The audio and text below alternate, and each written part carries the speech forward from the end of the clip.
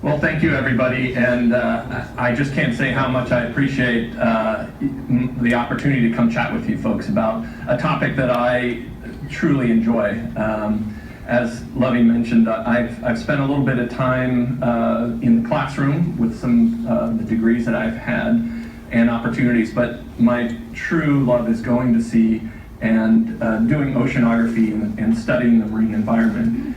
And I made a slight shift early on, not to go too far, but I made a decision at one point where I had an opportunity to pursue a PhD and go on to write papers and things like that. Or there was an old research vessel captain who said, you know, you really should think about coming to sea with us for a trip or two and then make a decision. And ever since then, I've enjoyed going to sea and studying marine research and helping to facilitate marine research. So with that, I'll get rolling here. I assume everyone can hear me back in the back? Great, great. So I'm sort of an interactive speaker here, so it might be a little different than others, but I want to start out first with some acknowledgments and maybe an apology, but acknowledgement-wise, while I'm speaking about the Virginia now, I'm relatively new to VIMS. The Marine Superintendent before me, the Director of Marine Operations, was a gentleman named Duran Ward, and it was through Duran Ward's efforts and a number of other folks that this ship really came to be. So I definitely wanted to acknowledge Duran, and I don't care how good of a ship you have, unless you have a good crew for it, it's not worth anything. And the Virginia is lucky to have a group of folks that are truly an excellent crew. The Captain, John Olney, the Chief Engineer, Keith Mayer, one of our mates, Reed Kirkpatrick, and one of our aspiring engineers, deckhand and mate, Taylor Moore. So those are the core group of folks that helped to facilitate this. And my apology is really more an acknowledgement that, just like I said, I'm relatively new to VIMS and to this area. I've been at the Virginia Institute of Marine Science, VIMS, here for less than a year, so I'm still getting to know things. So for those out in the audience, if I misspeak on something, or heaven forbid I mispronounce one of the rivers you have around here, I will apologize in advance. So what I wanted to do in this talk was just basically go over a little bit about research ships from the past, a little bit about what VIMS has in the present, and then spend most of our time hopefully chatting about the research vessel Virginia, the vessel that you see here. So let me make sure my pointer works, maybe. And it sort of works, sort of doesn't. I knew we'd have some technical difficulties. Go now. Well, I'll tell you what, we will adapt. So, what is a research vessel? Probably not this one. Research vessels, in general, have a purpose, as I like to say to them. And there's clearly been a lot of vessels in the past that have gone out with and explored areas. But a research vessel is a little different. An oceanographic research vessel, as it's defined by the Coast Guard, is any vessel that's engaged in research and education focused on limnology and oceanography. That's the formal definition of that. And that's one of the definitions I like to hang on to as I consider what a research vessel is. There's been a lot of vessels that we could consider research vessels in the past. I picked out a couple of them, and I'd say these are fairly close. I wouldn't call them research vessels per se. We have the Victoria here that Magellan sailed on when he circumnavigated the world, you can see down here. He had Captain Mendoza on board, who didn't make it the entire journey as his crew, and he differed, and he ended up not making it the entire journey, and Captain Barbosa took over afterwards. And neither did Magellan, for that matter, as he passed away on the latter part of the voyage in a dispute in the Philippines, I believe. The Endeavour, Captain Cook. Now, why wouldn't this be a research vessel? It's clearly circumnavigated the world 3 times. I would argue that the motivations, let's say, were a little different than what you'd have on an oceanographic research vessel. I think Captain Cook was focused on the explorations and perhaps maybe the exploits of this exploration as well. And as we know, on his third voyage, it didn't end up very well for him either. In Hawaii, he was had a disagreement with the locals there and didn't make it out of Hawaii. And even our friend Ernest Shackleton, who some of you may have known, had the Endurance there all the way on the right. Again, there were some scientists on board, but I think one could argue that his focus, again, was a little bit more adventurous, a little bit more about exploration. And we also know that he probably wasn't a research ship because the way he went about recruiting for people to participate in this journey was, for those that can't read this, was that an ad he took out that just simply says, "Men wanted for hazardous journey, small wages, bitter cold, long months of complete darkness, constant danger, safe return, doubtful, honor and recognition in case of success." So I don't know too many scientists that would be interested in that. And there is some truth in advertisement, as his vessel was eventually crushed in the ice, and he embarked on one of the more epic journeys that has ever been recorded. If you haven't seen it, especially since we're in the library here, there's a great book by author's name is Lansing called Endurance, and it is one of the best adventure stories about how Ernest Shackleton and some of his crew made it back from Antarctica. But nonetheless, we'll move on to things that I think really are some of the first research vessels that I think really represent what a research vessel is. We see here the research vessel Albatross, and it was launched, as I say here, in 1882. And this was a purpose-built vessel that was built for the at that time, United States Fish Commission. And it was really started because, somewhat on an economic bent, that people were wondering where the fish were going. This was primarily on the East Coast. It was a 234-foot ship that cost about $148,000 to build back in 1882, and it was built in Delaware. What made this vessel somewhat unique is that it worked all over the world, or all over the different oceans, the Atlantic, the Pacific.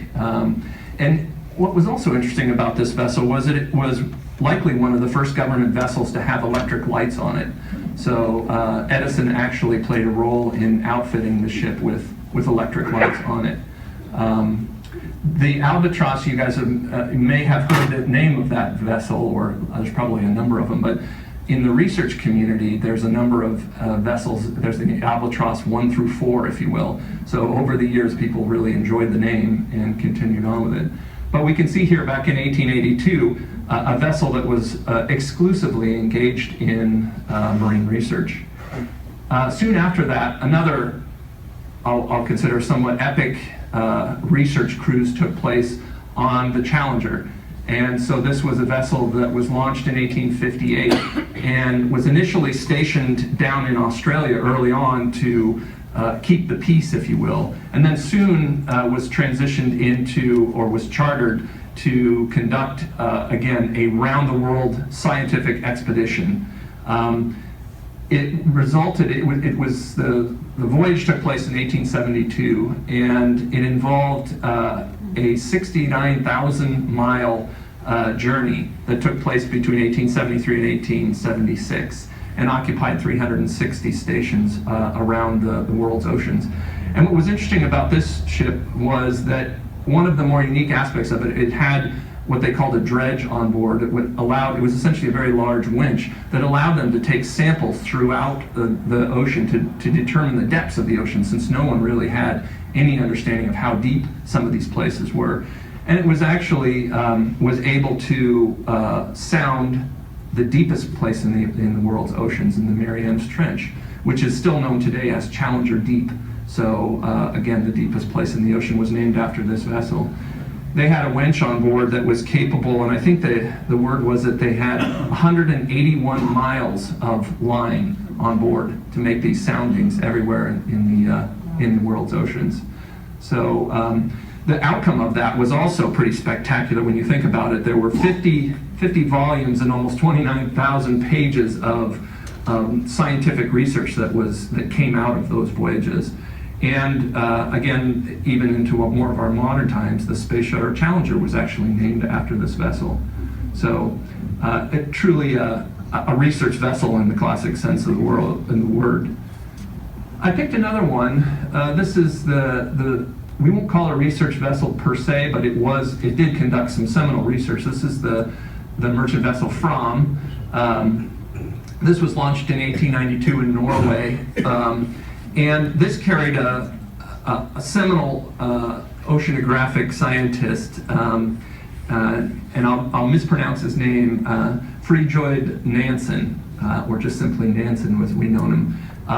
And he was instrumental in assessing the Arctic current flows, especially and associated with the North Pole area. Because as we know, there's no land once you get up where the North Pole is, so not many people knew what those currents were doing in that area.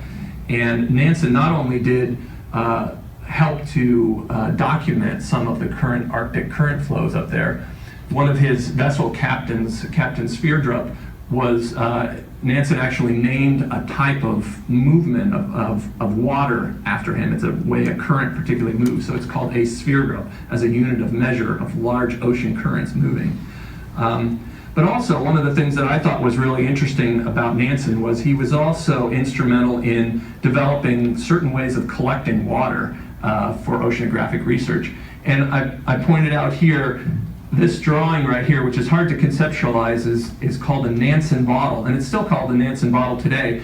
This is a way of collecting water at a specific depth. So as you can imagine, if you wanted to collect something at, let's say, 100 meters of water, and you just wanted 100-meter water, you'd have to lower something down and then trigger something so you could close a bottle and then bring it up, and then you could study that particular water that's specific from that depth. He invented this particular way of sampling this. This is a more modern picture of one that was probably used all the way up until probably the 80s, 1980s or 90s, and then we moved into these Niskin bottles that are a precursor of these. But this was all developed by Nansen, a way of collecting water at specific depths.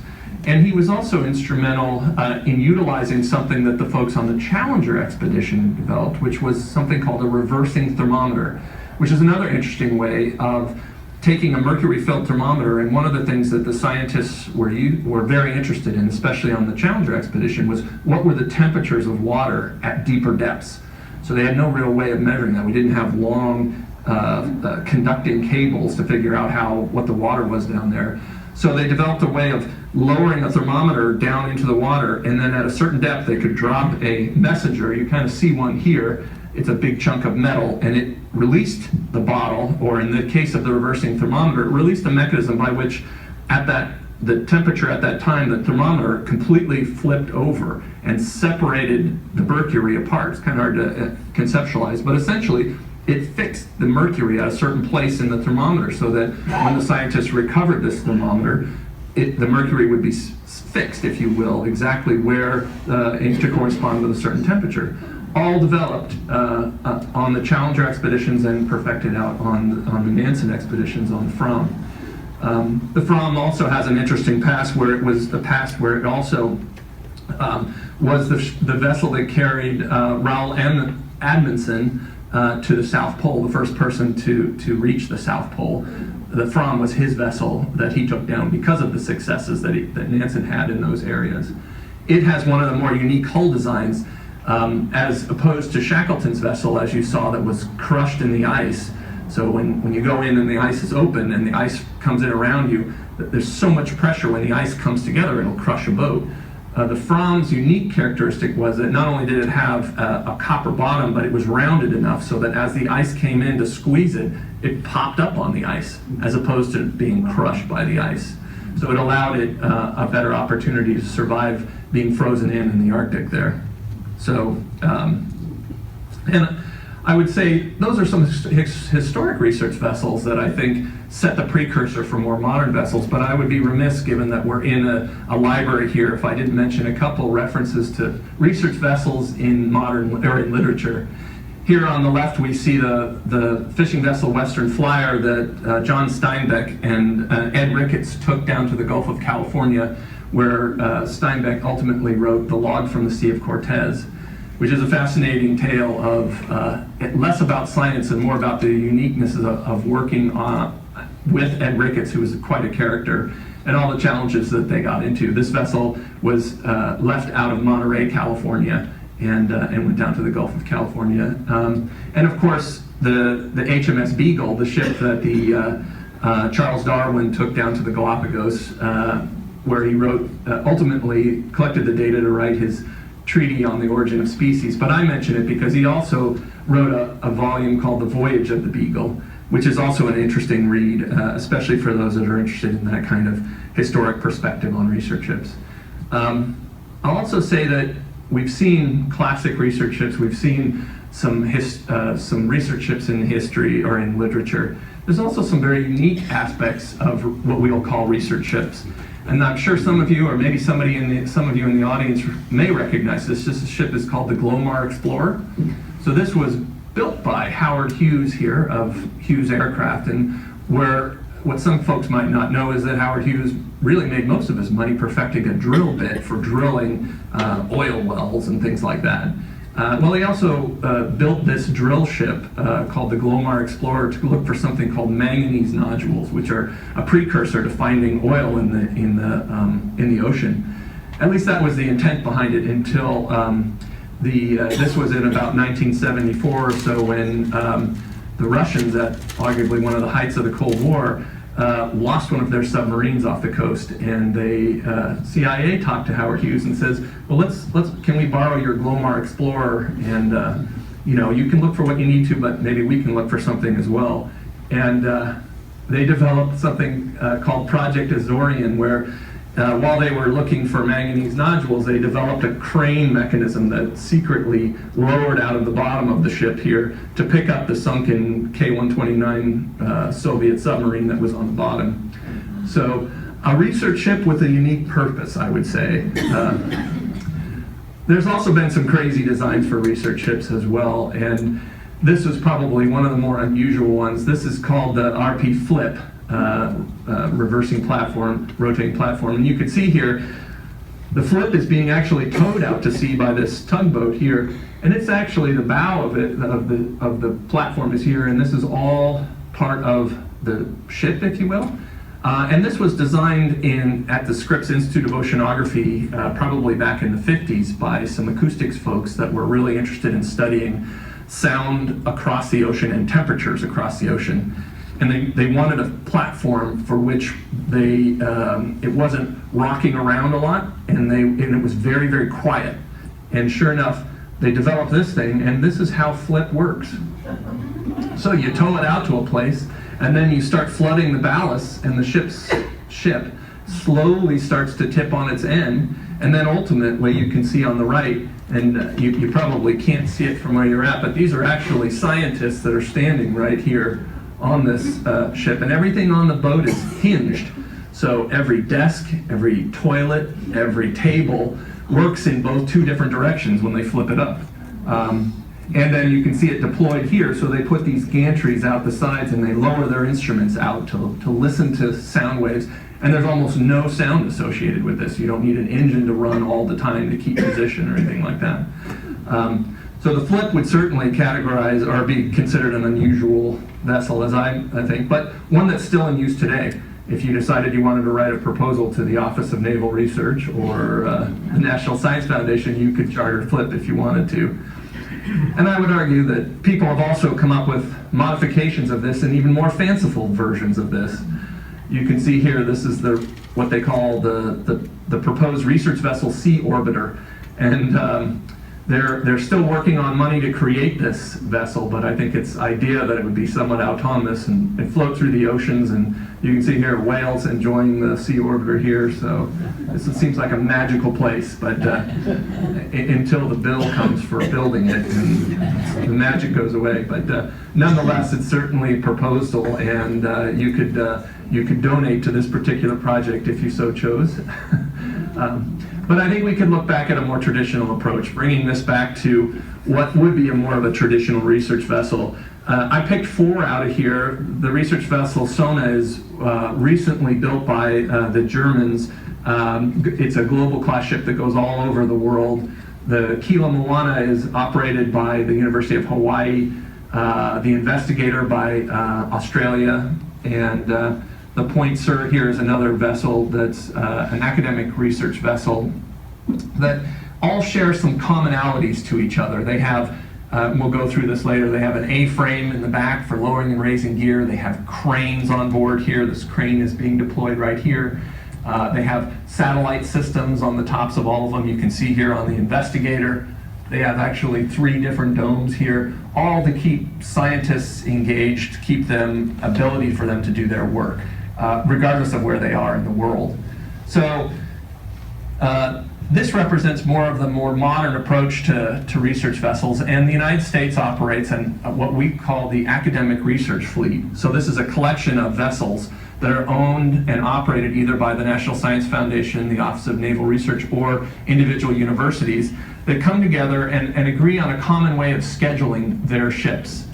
And the body that helps coordinate this is a group called UNOLS, or the University National Oceanographic Laboratory Systems, quite a mouthful. But you can see here, it's a collection of almost 18 ships from institutes all around the United States. You can see the red ships here are vessels that are part of the UNOLS fleet, and the yellow dots are institutions that operate research vessels that also benefit from the UNOLS umbrella of information exchange and lessons learned in scheduling. So you can see here the vessels here, the research vessel Sekuliak from the University of Alaska, the Thompson from the University of Washington. The Sally Ride is one of the newest vessels operated by the Scripps Institution of Oceanography. The Pelican is in the Gulf, the Walton Smith at the University of Miami, and of course the Atlantis that's operated by Woods Hole, and you can see the Alvin, the submersible submarine there also in the upper right-hand corner, all operated by Woods Hole Oceanographic and part of this UNOLS institution, which again helps to coordinate research vessels around the United States. There's another small component here that I wanted to touch on real quick, and that has to do with, in addition to the government owning some of these vessels or universities, there's also been recently quite an effort by private philanthropy to operate their own vessels.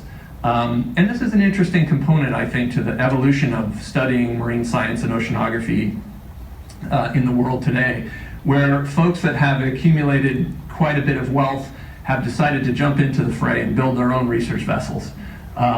And here we have examples of that. The Petrel here has done some really interesting work on locating shipwrecks around the world. This is operated by the late Paul Allen from one of the founders of Microsoft.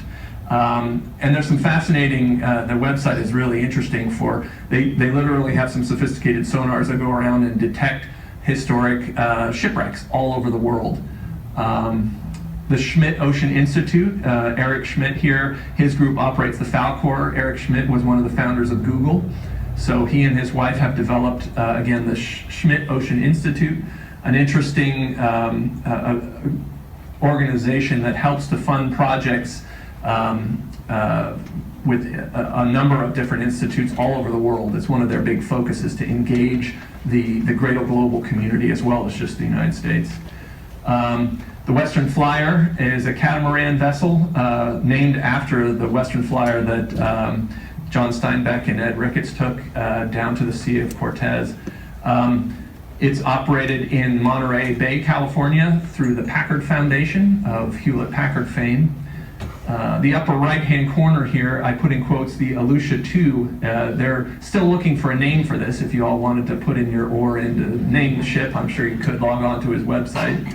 This is a vessel that was it was built or retrofitted by a gentleman named Ray Dalio, a very wealthy investor from the Connecticut area.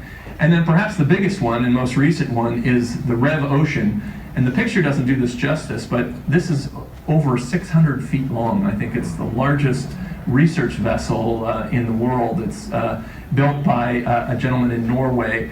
And I am not even going to try to pronounce his name, but he has a very interesting past where he started out as a deckhand on fishing boats in the Washington area, and ultimately worked his way up to own one of the biggest marine construction companies in the world. So this is an interesting way, evolution of how oceanographic research is conducted through research vessels that private philanthropic groups have put together.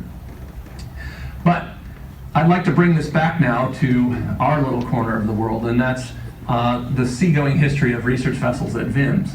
So we might not have a 600-foot vessel that's tied up in Norway, but it doesn't mean that we don't have the needs for capability of getting out to sea and studying these kinds of phenomena that are right in our backyard right here.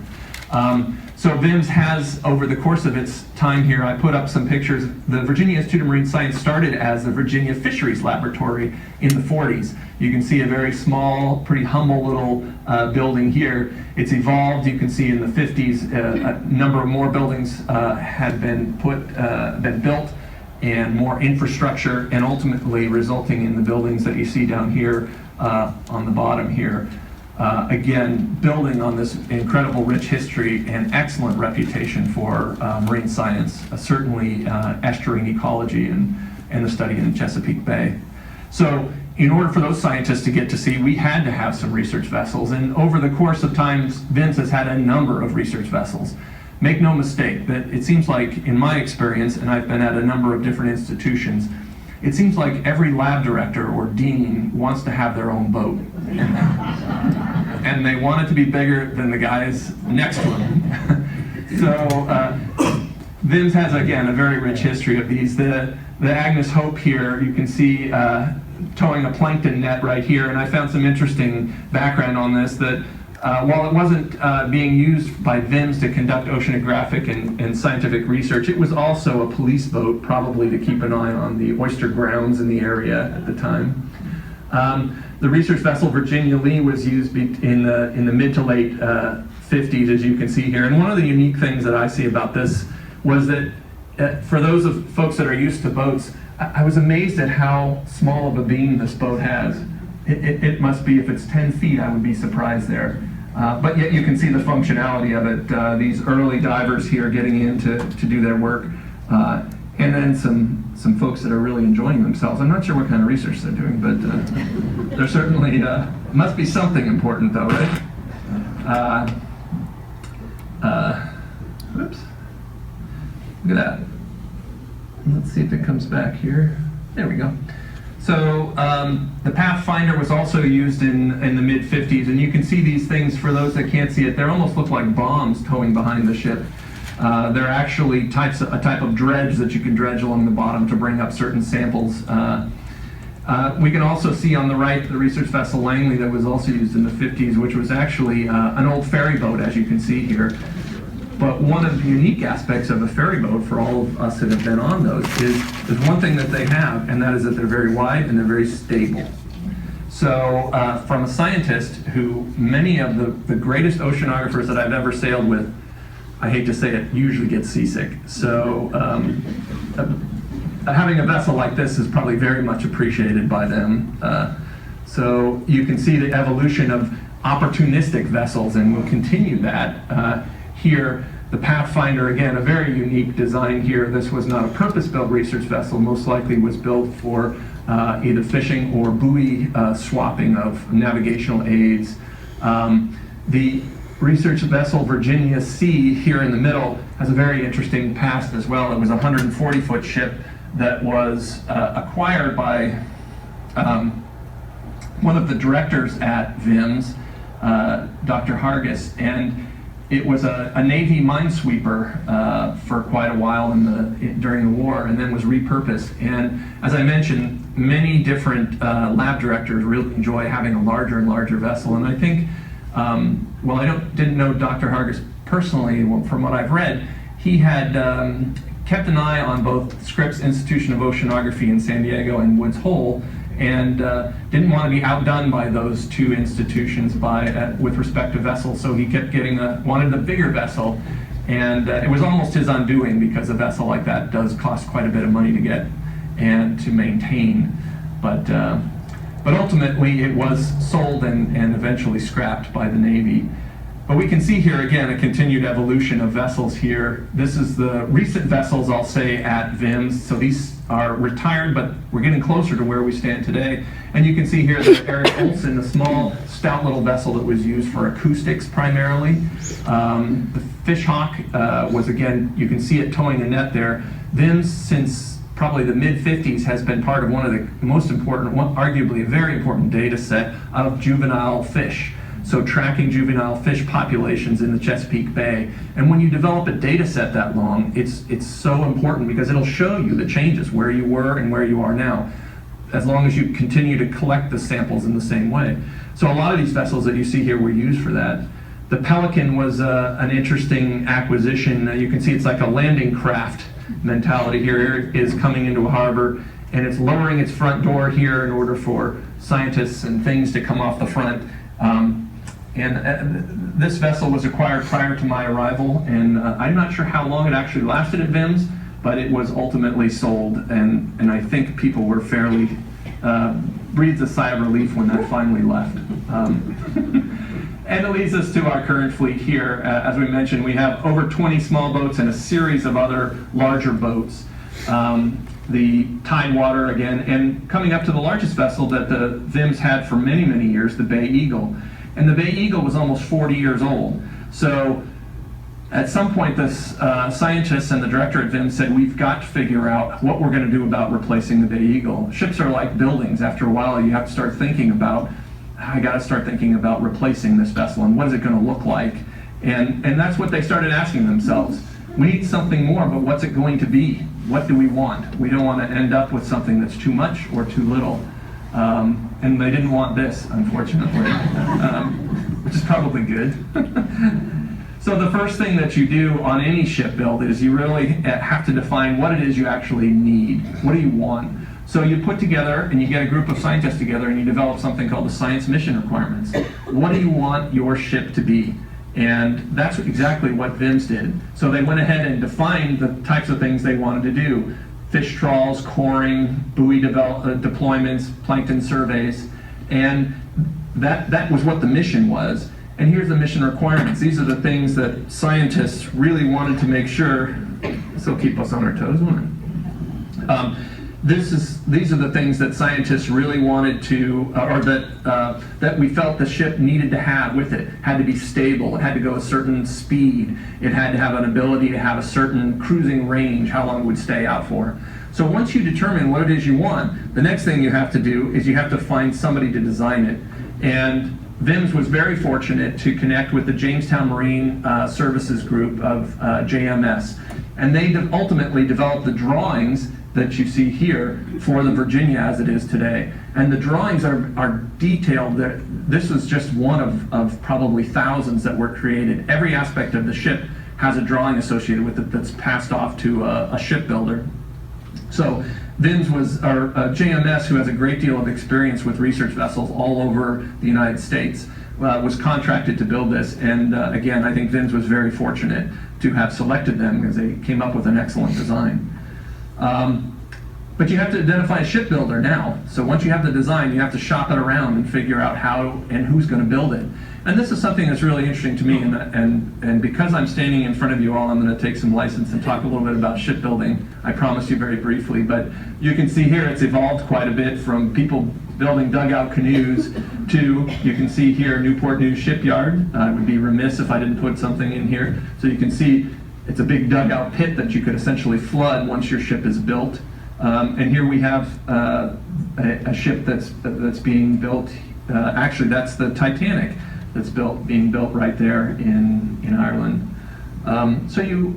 The question is how are ships really built? There's a couple of different ways you can do them. You can build them sort of as a whole, or you can build them in modules. And the modular building is more technical, but in general, I think it's used on more sophisticated builds, and that's in fact how they built the Virginia. As an example of this, so I've taken a much larger ship to give you a very brief background on how this is done, and it's pretty amazing, at least I find it amazing. You can see here, a giant cruise ship like this is all built in small little chunks. Starts out as a flat panel here, you add more structure to it, like building a house of cards almost. You build more, you can take these modules and incorporate it into these, and they weld all together. Again, you can see the layout of each one of these. So somebody can be building this R1 module. They don't know where it fits into things, but they know exactly what needs to be in this module. And then that's brought together, and they simply weld them in place, weld them two of the modules together. And what's amazing, you can see on a 900-foot cruise ship, it's built the same way. And it has to match up, you can imagine, within less than a half an inch. So you could have a module that's as big as this entire building come together, and it's got a weld and made up with another one that's identical to it. And if it's off more than about an inch, it won't work. So I thought I would show you just briefly, in some of my travels, I've had an opportunity to visit a couple of different shipyards, and what I found amazing was that all the cruise ships that you travel on today of any size, for the most part, are built in one place. And that's in a small shipyard in Germany, or not a small shipyard, it's a very large shipyard, as you can see here. And they're all built in the same sort of modular way that I just described. The shipyard is in a place called Pathfinder, Germany. And you can see here, here's the first, one of the first bottom modules of a cruise ship. These are all little people standing here. There's always some glory shots that usually administrator, you can bet that, you can bet that all the people that are standing in front of that ship right here, this right here, not one of those guys has ever been holding a screwdriver, a hammer, a welder, but they're getting a great shot. But you can see here, as I'm going to try not to trip over my cord, here's a little bit more of the building of that particular module. You can see them coming together. And what's amazing, you can see here, these are all built in these big, giant warehouses, biggest things you've ever seen. And here's a cruise ship that's literally coming out of it to make room for these things, which are actually the modules that they've floated and which will ultimately have to come together. And then the workers will come by and weld every single aspect of these modules to create the big, giant cruise ships that you see today. My thing keeps wiggling out here, and then the next phase, of course, is the outfitting. So once these giant behemoths come out, you can see the size of these ships is truly amazing. The image on the bottom here shows you the kind of outfitting that would go into almost a 900-foot cruise ship. Pretty amazing, and all done. And again, I can mention that the town of Papenburg is incredibly small. And what's interesting is that these cruise ships are not, you'd think that they would just keep building them bigger and bigger and bigger. The problem that they have is in the delivery of the ship, the last part of that, because Papenburg is on a relatively small river. So you can imagine if you're standing in a field like this gentleman here on the left and seeing that go by, they're literally limited on the size they can build these ships by how big they can get down the Ems River. So you can see there in the bottom right, I don't want to go over there, my computer will shut down. They're literally squeaking these cruise ships out of these. Yes, exactly. And I think on either side of those two are a bunch of insurance brokers going, oh, please don't hit it, please don't hit it. No, it's fine, it'll work. But nonetheless, the build of the Virginia didn't make it all the way to Germany. We selected a shipbuilder in Quebec, actually, in Matane, Quebec.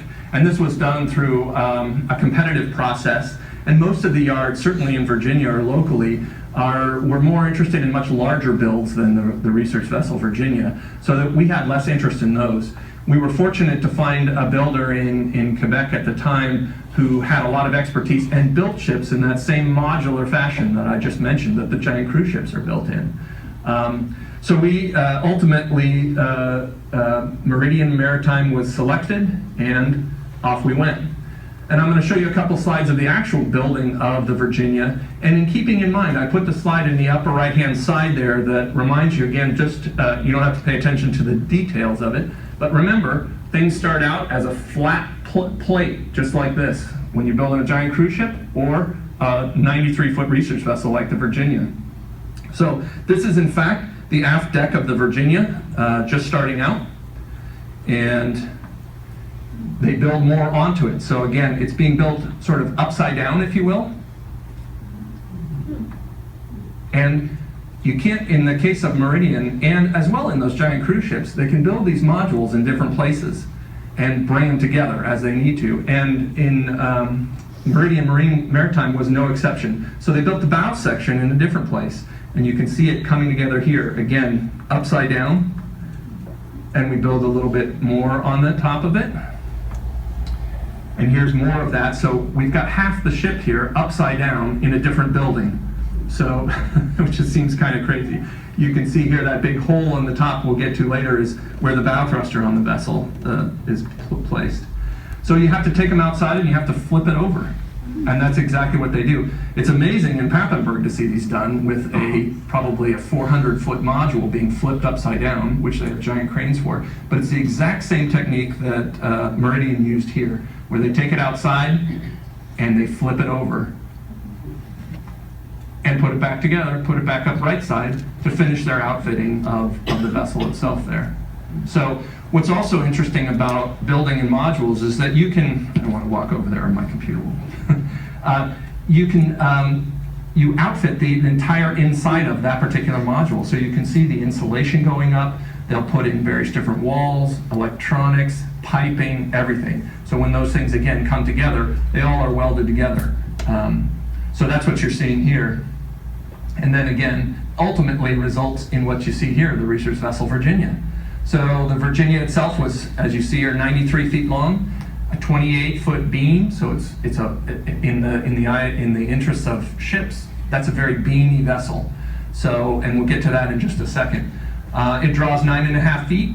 We can put 20 tons of science gear on the back deck of the vessel and still operate safely within what we'll call the stability of the vessel. We don't want to put too much weight on it so that if it starts tipping one way or the other, it'll tip over.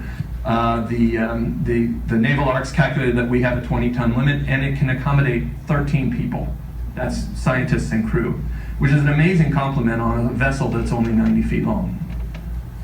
So what I wanted to do was continue down this line and go through a couple of the more unique aspects of the Virginia here.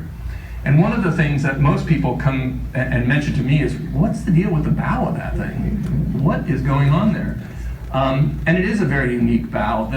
The Naval Arcs call this a plumb stem bow. And it has a couple of different unique aspects of it. Probably one of the more important parts of it is that it actually extends the waterline length of the vessel. So what does that mean? Ultimately, that translates into something called the hull speed of a vessel. So every vessel has a certain amount of speed as how fast it can go. And even if you put bigger and bigger and more engines on it, the vessel really can't go any faster because it's not long enough, if you will. It needs length in order to gain more speed. Otherwise, you're just cramming something through the water. The plumb bow like this adds to that waterline length. A lot of ships are tipped like this, so the bow is much further, it's over the top of the water. And where the water actually hits the hull of the ship is smaller than where the actual bow is out the front. This allows longer length at the waterline and allows us to have a little bit more increased speed. So it's a little bit more efficient in that respect. It also allows us to sink that bow thruster deeper in the water. The bow thruster helps maneuver the ship around. And it also helps to do something that we call reducing bubble sweep down, and we'll talk about that in a little bit. But when the boat goes through the water, bubbles are formed, you know, just like the bow wake of a ship you guys have seen. Well, that's really cool when you see it, but if you're a scientist and you put some instruments under your boat, bubbles really create all kinds of bad things for you. So this bow design helps to reduce that a little bit. So that's one of the more unique aspects of the Virginia, as everyone sees. We have a main engine and reduction gear that's kind of interesting. So the vessel only has one propeller, but it has two engines associated with it. And we can run one engine or two engines in this vessel, so that's where our redundancy comes into play. Most of the times when you guys go out to sea, if you have your own personal boats, a lot of times you have a main engine and sometimes you have a kicker on the side, so that if the main engine breaks, you always have some way to get back home. Well, the scientists feel the same way about getting back home to their labs and things like that. So the redundancy here comes into play of having two engines that fall into a common marine gear that you see off to the right here. It's a big giant disc, if you will, and the two engines go into that. And it, in turn, turns one single propeller that will turn the propeller that you see there, that's connected to something that we call a controllable pitch propeller. So there's no transmission on the ship. We don't have a forward and reverse gear. What we do is we have the pitch of the propeller blades change, and that's what makes the ship go forward or backwards. So imagine if you were standing in front of a fan, if the blades on your fan were perfectly flat, no air would come at you. But if you pitched your blades and turned them, that's when you get wind coming at you. It's the same principle here. So we can adjust the pitch of the prop blades to allow the ship to go forward or to go backwards without having to shift a gear. So it's kind of an interesting aspect of the ship. And we also, off that main engine gear, for those that are interested in more of the engineering aspects of it, we control and have a whole separate set of hydraulic pumps that are associated with that and motors that allow us to power some of the hydraulics on the vessel off of that marine gear as well. One of the things that I mentioned about was the maneuverability of the vessel. So outside the back of the propeller, we have a triple rudder here. So the rudder is actually what will steer the boat. We have 3 of them positioned right behind the thrust of the propeller. So this allows the captain a great deal of maneuverability of the ship, which is really key on a research vessel because they always want to get places and make tight turns and go wherever they want to go. So this allows the captain quite a bit of flexibility on operating the ship. We have a bow thruster. So a bow thruster is, and this is a 250-foot, it's a flush-mounted bow thruster, and they call it, it's a pump thruster, if you will, where water is sucked up into this grate and then it's shot out of this grate. And the way that the bow thruster works is this grate that has a bunch of louvers actually rotates 360 degrees. So wherever the water is rushing out of, the ship gets pushed in the other direction. So the unique aspect of this is it's flush to the boat like that, and it gives a lot of control over, again, how the ship can maneuver. And it also is our backup to the main engine. If the main engine, for whatever reasons, broke, we could actually run this bow thruster and get the ship home, albeit very slow, but at least it's a backup. So, and I drew an arrow to show you roughly where the bow thruster is, right on the bow of the ship. We talked a little bit about stability on the vessel. Remember I mentioned how beamy the boat was, how wide it is. And that's an important capability. Remember our talk about the Langley was an old ferry boat that was really wide. Well, you can see here, there's almost a little bit of similarities you see on the stern of the Virginia being very wide. It also has a series of 2, what we call skegs, and these are large, almost keels that come down on either side. There's one on either side of the propeller that actually help to provide a great deal of stability in the boat, also gives the captain a more effective way of running the ship at slower speeds. So that helps to make the boat more maneuverable and more stable. It has some very unique cooling aspects of the boat. You can see here in the upper right, we call these things tube nests. And one of the important things about operating a vessel this small is it can get in shallower places. And when you have shallower places, there's times where you can get very close to the bottom. And we don't want to have anything external to the hull of the ship, or it could break off or damage. So we put the cooling mechanisms up in these little compartments that you see here. So you can just barely see, I know people in the back can't see this, but these tube nests that you see there are inside these grates. Water comes in there, and the hot water is circulated in those tubes, and the ambient water in the ocean is what cools them. So it's kind of a unique aspect to the boat in that they're protected up into the ship. But one of the problems with that is now you've got a whole big cavity in the side of the ship. How are you going to keep barnacles and marine growth from growing in there? Well, that's where you have an active anti-fouling system. So in these things, you'll notice that they're pretty pristine inside of them. And that's because we actually have an electric system, if you will, of these giant copper rods that are in each one of those individual compartments. And you can see from this side here, this is a big giant chunk of copper. And what we're doing is putting a small, subtle electric charge inside this compartment. And the charge itself is enough to dissuade barnacles and oysters and mussels and everything like that from growing within these areas. Because it'd be very difficult for us to get in there. And if you see on these tubes, boy, getting in and out of these little crevices and cracks, we'd have every single barnacle and their brother up in there.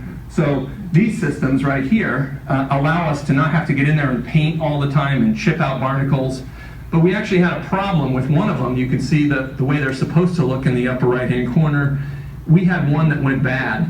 So the copper itself ate away very, very quickly because it wasn't bonded correctly. The system wasn't functioning correctly and bonded to the hull of the ship where it needed to be. So it was just eating the copper away way prematurely.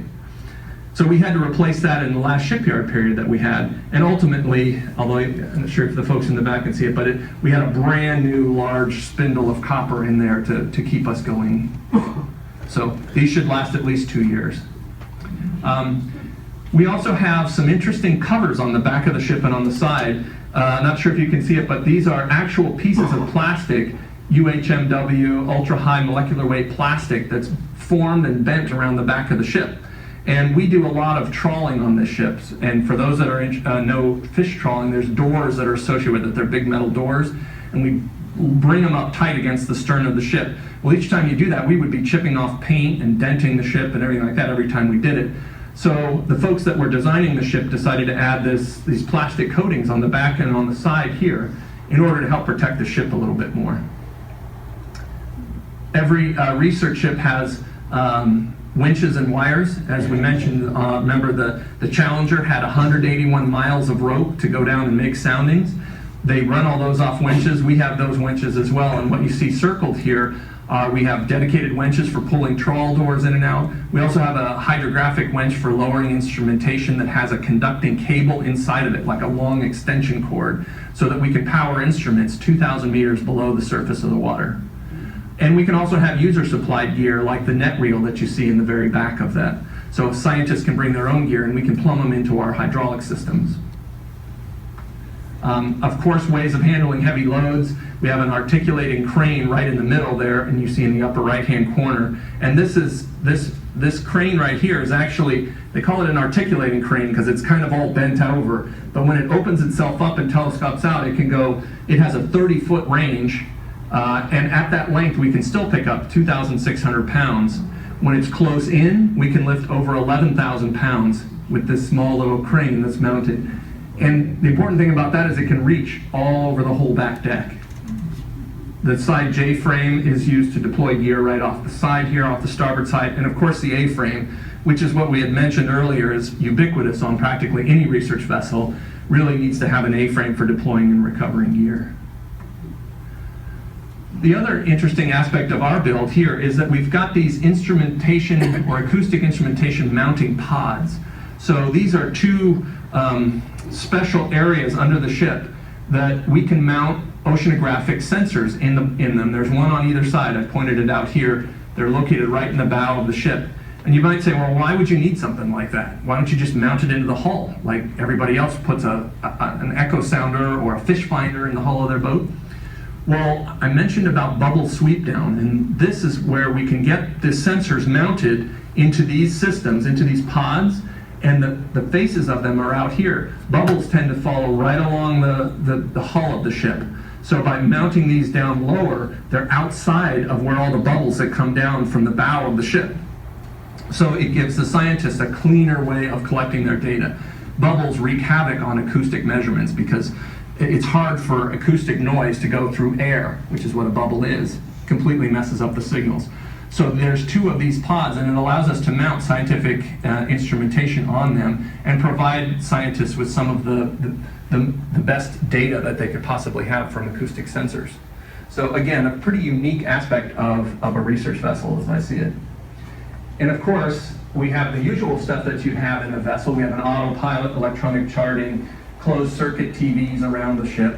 But one of the more unique aspects of the Virginia, and something that's found almost exclusively on much, much larger research vessels, is something called the Dynamic Positioning System, or DP.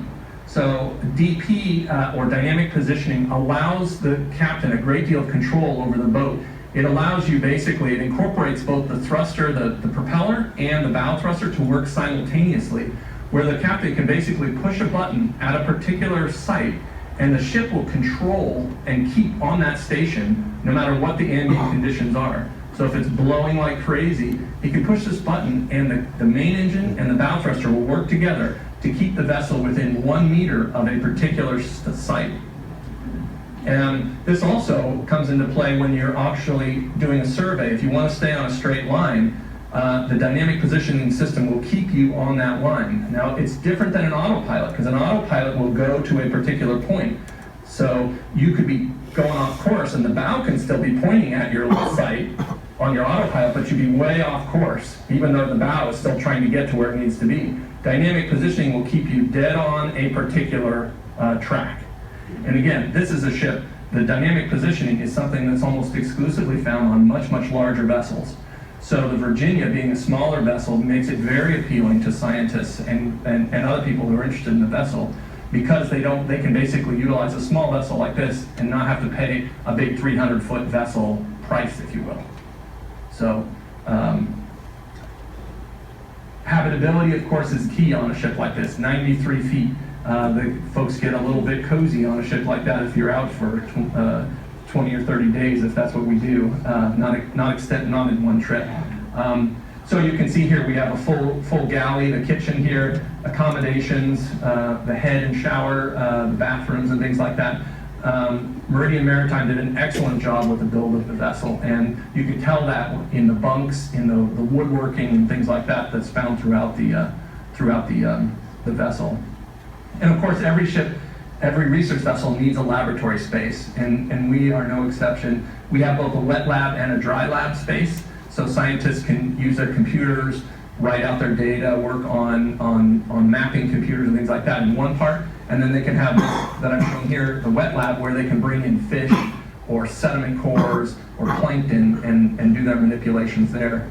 We also, throughout the vessel, we have these, for those that can't see them, there's little dots here. These are actually sockets in the floor. They're actually throughout the laboratory, and they're throughout the entire back deck of the vessel.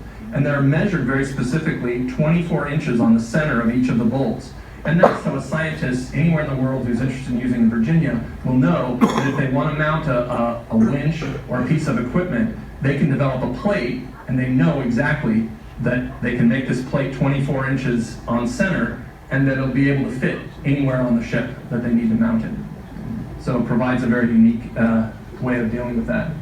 So why did we need this vessel? And this is why. So here's some of the science that's been done on the ship to date. And again, this just came to VIMS last year, so it's fairly new to us. But you can see here, these are big trawls that they're doing for some of the fish trawls that VIMS has been a part of for over 50 years. You can see some of the larger organisms that have sampled. Here's a hammerhead shark. All of the sorting tables that we're able to bring out. And again, a research vessel like the Virginia is kind of like a pickup truck. It has to do a little bit of everything. So you have to be ready to do fish trawls, as well as plankton tows that you see here. You take advantage of an A-frame here to deploy and recover sophisticated sonars. And this is a really interesting, the A-frame being so tall on the Virginia, these folks here are doing a coring evolution. So they're going down and coring the bottom using something called the vibracore. So you lower this thing down to the seafloor, and the top head vibrates to the point where you can get into very sandy, hard-packed sediments, and then pull them out, and then the scientists can study each individual layer to see how sediments and things have moved around. So the Virginia can do all of those things. The one thing that we didn't get a chance to do, and in any ship build, it's probably like building a house. You have this great idea when you build your house, and then when you get about 3/4 of the way through it, you go, geez, kind of running out of cash. What am I going to chop off in order to finish this project? Well, building of this ship was no exception. There were a couple of things that had to be de-scoped, we call it, until later. And one of those was some pieces of scientific equipment that we're very close to actually acquiring soon. And there are two pieces. One of them is called a multi-beam sonar, and it generates things like this. And the other is what's called an EK80, which is a really fancy fish finder. Both of these are sonar suites. So a sonar, the multi-beam focuses on the bottom, generating bottom maps. And the EK80 is actually, like I said, a fancy fish finder, but it's fancy enough that scientists can use that data of the results coming back from this to actually define what type of fish are actually under the boat. So they not only can tell presence, they can tell groups of fish, if they are sharks or rockfish or something like that, and they can tell that through sonars. it's pretty impressive. And of course, this equipment is very expensive, but it's key. Again, usually found on much, much larger vessels. And I thought I would just show you briefly, one of the things about larger vessels is you can put stuff anywhere. Well, in the Virginia, we've got to be real careful about where we put stuff because we don't have a lot of space to put things. I've shown you here roughly the way a multi-beam works, which is what multi-beam sonar is. It emits sound down, you can see here, if you will, these inner rings, and looks for the reflected signal back. And from that, it generates a very detailed map of the seafloor or anything that's under the water. Bigger ships, like I said, the German vessel Sona has something called the gondola system, and the whole bottom of this is part of their sonar system. Remember, that was about a 400 or 500 foot ship. This is, so this gondola, again, is below the profile of the ship, so those bubbles don't get to it. The sensors on this are probably upwards of $5 to $6 million worth of sonars, so they want to make sure they actually work. We didn't have the space on the ship to put a gondola system, plus we didn't want to accidentally stick it in the mud either and wipe off our sonars. That would be about $1 million worth of sonars. So another alternative may be a drop keel. You can see here, on some ships they've opted for this little keel that can retract, goes up and down in the ship, and you mount all your sonars in there. Again, the idea being is you get it out from below the hull of the ship to keep it from getting hit with the bubble sweep down aspects of a vessel. You can see here, this was on a Norwegian research vessel that was recently built. Looking at the bottom of it, you can see roughly where, this is where that drop keel is located. Very far away from where the propellers are, which is really important because the propellers make a ton of noise. So you want to keep that away from where your sonars are. But again, because we didn't have the flexibility to have a drop keel and we didn't have the space for a gondola system, we opted for what you see on the right, which is a pole-mounted system. So, and this is a system that has been used in many different applications. You can see here on a very large ship, the pole sits here, and when it's deployed, it flops down like this, and we can go ahead and do our profiling and our sonar work.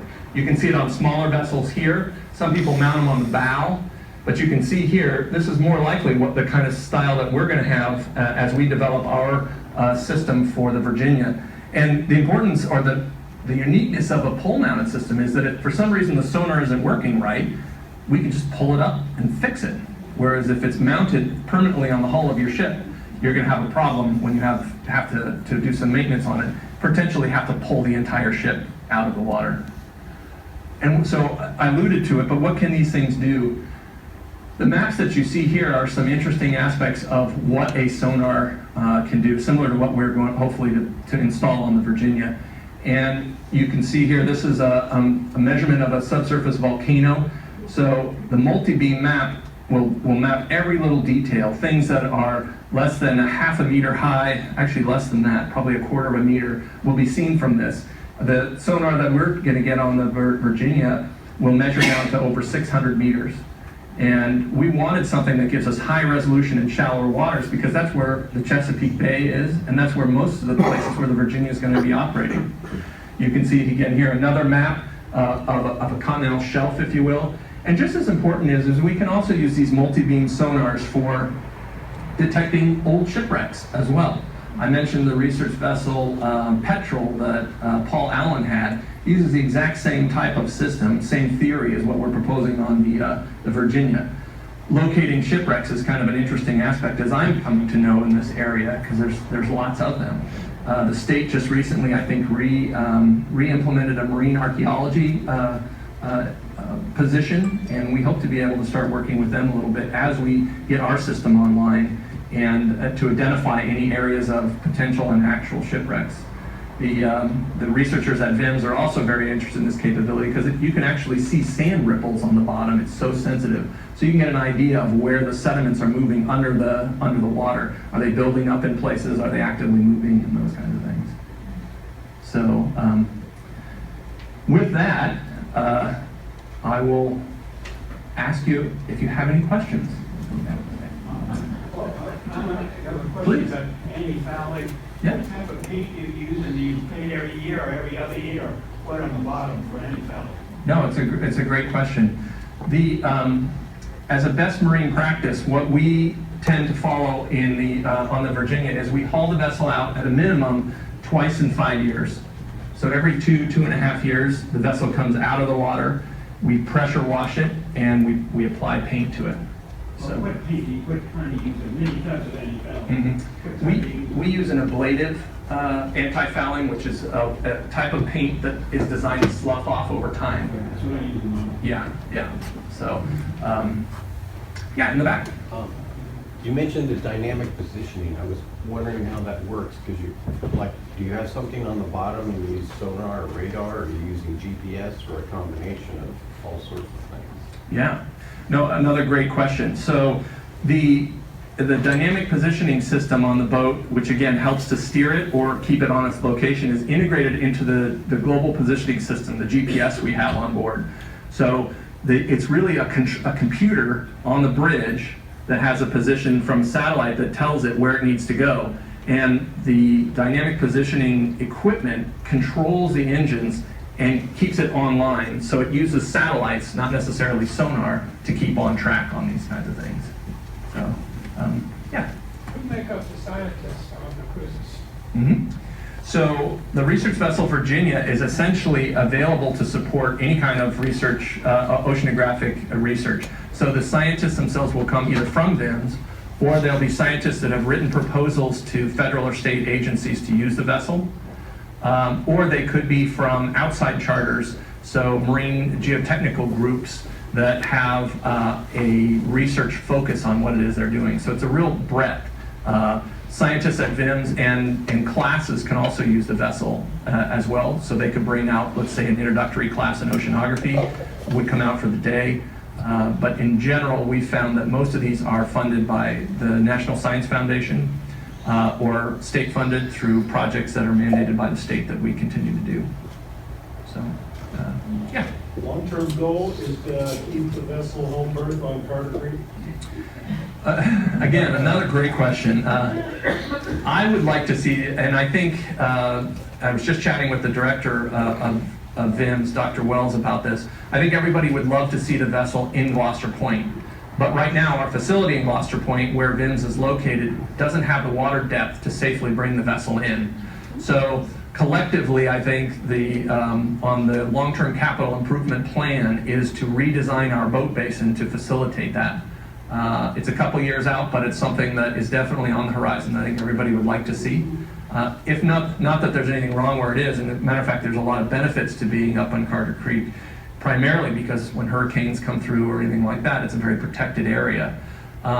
But I think from the interests of providing that identity and having that really part of the VIMS fleet and taking advantage of our infrastructure and research or resources right there in Gloucester Point, we'd like to see it come back to VIMS eventually. And follow up, do you have any plans for public tours of the vessel?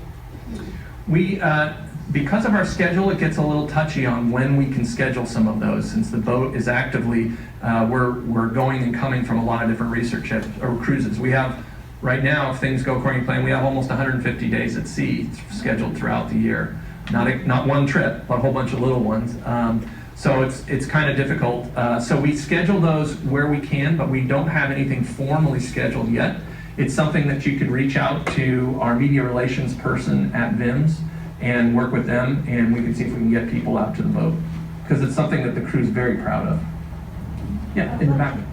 Non-technical question. You said this boat that was named the Albatross. Now, my connection with the Albatross was a poem, and Albatross was not a good thing. And why is that the name of the boat? The other thing is, I know there's a place, I think, near Belize, that's a very deep hole, and they went down to the bottom and they found gobs of plastic and crap. Mm-hmm. So, are you all doing anything about that kind of thing? Yeah, great questions. Yeah, and albatross clearly has a negative connotation. An albatross around your neck. Literally, I think that's what happened.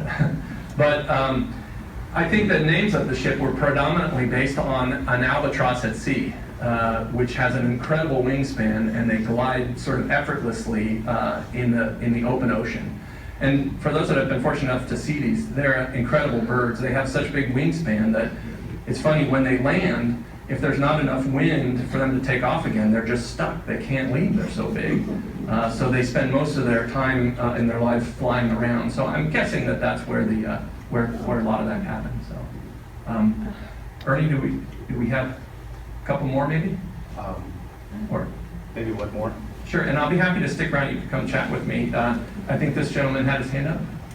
I have been past your vessel so many times, and I just want to say that the biggest surprise that I have for being here today, I thought the thing for sure was built by leftover parts by Caterpillar tractors. And the fact that it's, been designed and built by marine builders is a real eye-opener. So thank you for being here. Thank you. Thank you, guys. And thank you all for allowing me to come chat a little bit about the history of research vessels and the research vessel bridge.